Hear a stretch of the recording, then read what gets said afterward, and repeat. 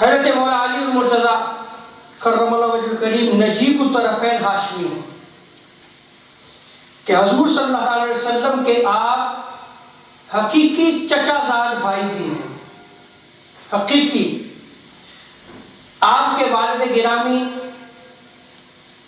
جناب حضرت ابو طالب بن عبد المطلب بن ہاشم اور آپ کی والدہ گرامی حضرت فاطمہ بنت اسد بن ہاشم.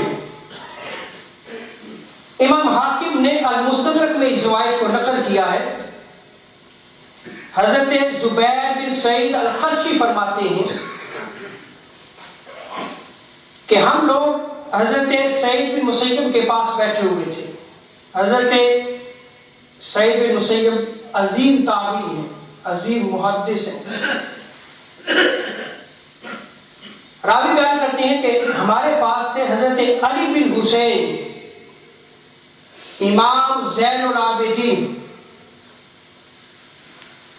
جب گزرے تو راوی بیان کرتے ہیں کہ میں نے اس سے پہلے کبھی کسی ہاشمی کو اور جوان ہاشمی کو نہیں دیکھا تھا جو ان سے زیادہ عبادت گزار ہو. اسی لیے آپ کو زین العابدین کا لقب دیا گیا. آپ بہت زیادہ جو وہ عبادت گزار تھے.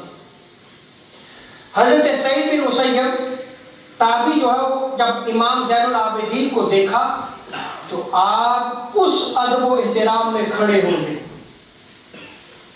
یہ اہل سنت و جماعت کا ورثہ ہے.